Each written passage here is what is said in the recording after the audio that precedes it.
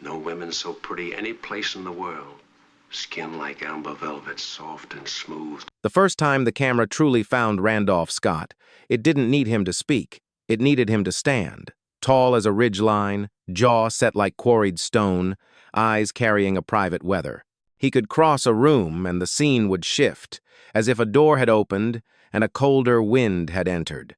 America learned to trust that stillness.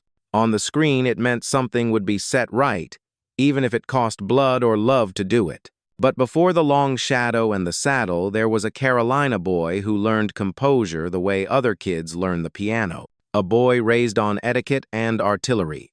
George Randolph Scott was born on the 23rd of January, 1898, in Orange County, Virginia, and raised in Charlotte, North Carolina, in a household where discipline and good manners were as daily as bread. His father, George Grant Scott, worked figures with the calm certainty of a certified public accountant. His mother, Lucille Crane Scott, kept the home in the key of Southern grace. Young Randolph didn't burn fast. He prepared. He tried the Georgia Institute of Technology, then the University of North Carolina at Chapel Hill, flirting with drama even as he honed the sturdy reliability that would later read so cleanly on camera. War pushed him from lecture halls to mud and noise. In World War I, he served in France as an artillery observer, a role that requires nerves to hold steady while everything else shakes. When he came back, that steadiness was welded on. You can see it later in the way he sits a horse, in the way he listens before he speaks. The soldier learned patience. The actor learned to use it. Los Angeles. A tall unknown walks into a myth. He arrived in late 1920 Hollywood the way many men do, through a door someone else opened. Family connections introduced him to Howard Hughes, and bit parts followed silent films where his height and his calm mattered more than any line of dialogue. He cut a figure that casting directors couldn't forget. The Far Call, 1929. The Virginian, 1929. By the mid-1930s, the camera trusted him with more. The Last of the Mohicans, 1936, and Rebecca of Sunnybrook Farm, 1938, let him show a gentler charge beneath the granite. He could do romance, could flirt, could glower in a tux, but it all felt like a man trying on fine clothes for friends. When he found the West, he found his true wardrobe. The Western finds its North Star. By the 1940s and 50 seconds, Randolph Scott was less a star than a standard. He carried more than 100 films over 60 Westerns, not like trophies but like tools. Worn, useful, right for the job. Where other leading men rode the frontier like a parade, Scott patrolled it. He perfected a type we rarely credit properly. The moral stoic with a wound he never names. Violence isn't sport for him, it's accounting. And then came the Boetiker years, the purest expression of Scott's quiet thunder. With director Bud Boetischer and writer Burt Kennedy, he made a suite of stripped-down masterpieces: 7 Men from Now, 1956, The Tall T, 1957, Ride Lonesome, 1959, Comanche Station, 1960. These films are often called minimalist. Watch harder. They're compressed moral dramas shrunk to hard candy. The landscapes are wide, the emotions are tight.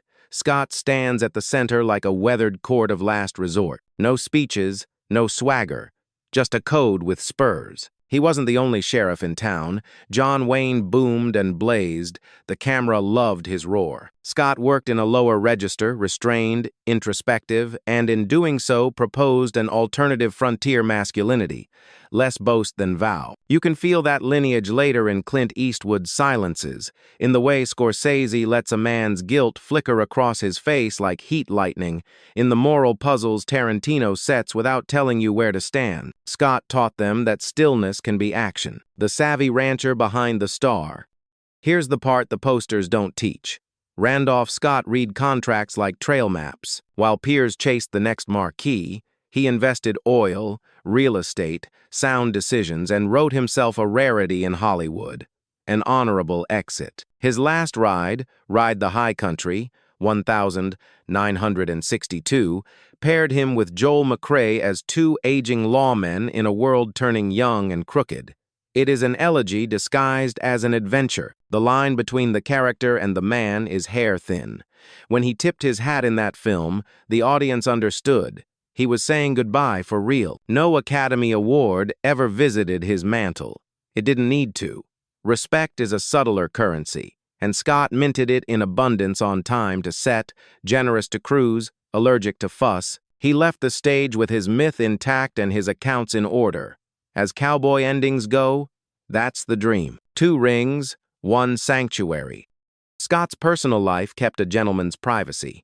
In 1936, he married Marion DuPont. Yes, of those DuPonts, an equestrian aristocrat whose world was fox hunts and racetrack. The union glittered, then dissolved by 1939. No children, some speculation, little scandal. Marion kept the name DuPont Scott for the rest of her life, which says something soft and undecidable about endings that don't require enemies. In 1944, he married actress Patricia Stillman, 21 years his junior, and built a long, quiet life. By 1950, they had adopted 2 children, Sandra and Christopher, chose home over nightlife, and worked at staying uninteresting to the gossip column. Against Hollywood's chaos, their marriage was a sturdy porch, 4 decades of ordinary devotion in a city that doesn't reward ordinary. When people speak of Randolph Scott's character, they often mean both halves, the man on screen who would not bend,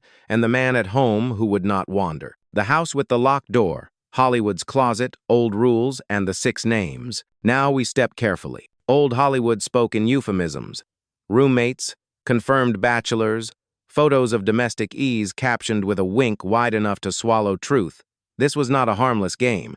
It was a survival strategy in a time when being openly gay could end a career or worse. The result is an archive of half-told stories, memoir, murmurs, and newspaper coyness. In later years, and in the long echo of other people's recollections, Randolph Scott is sometimes placed among those who understood the costs of that secrecy. In this telling, one built from whispers and careful phrasing rather than affidavits, he is said to have acknowledged the private burdens borne by others, men whose public masks did not match their private loves. Think of the following not as verdicts but as curated rumors, the way old Hollywood recorded its own truths when it could not speak them plainly. Cary Grant. The most famous photographs in this exhibit, Scott and Grant sharing a beach house in the 1,930 seconds, staged or not, looking as domestic as a calendar. The press called them bachelor roommates, a phrase that has aged like a question mark. Both men married women later. Speculation never died.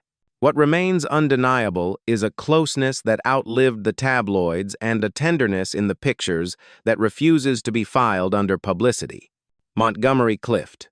Beauty corroded by feeling. Clift's sexuality was an open secret whispered with concern, not malice, complicated further by that grotesque car accident in 1956. If Scott empathized, it was likely in the stoic register he knew best. A nod at the edge of a party, an understanding that silence can be kind or cruel depending on who holds it. Merv Griffin. Later, the genial emperor of talk shows and word puzzles, he built a media empire precisely by revealing just enough and never more.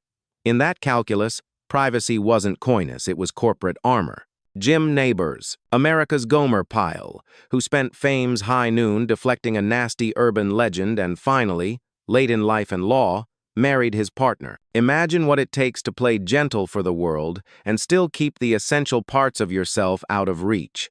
That was the price of the era. Cesar Romero, elegant, suavely single, the Joker with immaculate manners. In industry parlance, everyone knew, no one said. Dignity carried like a cane. Rock Hudson, the cruelest collision of image and body, managed into hetero fantasy on screen, forced into disclosure by illness off it, and tragically made an emblem of a crisis that demanded empathy before it demanded gossip. Hudson's story changed the room. Label all of this as you must rumor, inference, respectful speculation. The point is not to plant flags in other people's private gardens. The point is to remember the weather they lived under. Randolph Scott came of age in a Hollywood that demanded straight lines in publicity and bent lives into them. If he moved through that town with unusual grace, perhaps it was because he understood both the power and the peril of keeping your truths quiet. The long ride home. He did not cling to celebrity. In his final decades, Scott preferred a softer focus Beverly Hills days with Patricia, the children grown, a mid-century home of clean lines and good light. On the 2nd of March, 1987, at 89, he died in Beverly Hills. The cause: the ordinary betrayals of an old body, heart, lungs, time. He went back to Charlotte in the end, buried at Elmwood Cemetery, a return to the soil that taught him manners and a straight back. Patricia outlived him by 17 years. When she died in 2004, she was laid beside him. Their house, a gem of the post-war aesthetic, fell to the wrecker's logic in 2008, a small sorrow of Los Angeles history. We are so good at erasing the rooms where legends washed their coffee cups. What did not vanish were the boxes. The Randolph Scott papers, resting with UCLA Library special collections, scrapbooks, photographs, letters, even house plans. If you want to meet him for real, you don't go to the saloon set. You go to the reading room. There, in penciled notes and clipped reviews, the myth relaxes and the man clears his throat. What the West learned from a quiet man. Why does Randolph Scott still feel modern? Because modern heroes on screen and off are tired of noise. We're back to admiring competence without performance, decency without sermon. Watch Scott in a Boetischer frame. He treats dignity like a tool, not a costume. He never announces bravery, he performs duty. He also left behind a blueprint for artists who want to leave standing. Own your choices, own your money, own your exit. The industry loves nothing more than a comeback. It knows less what to do with a man who does not need one. Scott gave the culture what it wanted and then declined to be eaten by it. That's its own kind of heroism, the curiosity that keeps the legend warm. There will always be an appetite for the whispers, the beach photos with Carrie, the euphemisms, the did they or didn't they. Curiosity is human. Exploitation is not. Perhaps the most respectful reading is this. Randolph Scott's life, public and private, argues that silence can be ethical when it protects, and speech can be courageous when it liberates. He practiced the first. Later generations, braver by law and luck, practiced the second. Between them stands the work, 100 stories of men meeting the world with a code and a calm hand. When the credits roll on those films, you feel steadier. That is not an accident. It is a gift from a performer who understood that the most radical thing a man can do in a storm is stand still and hold.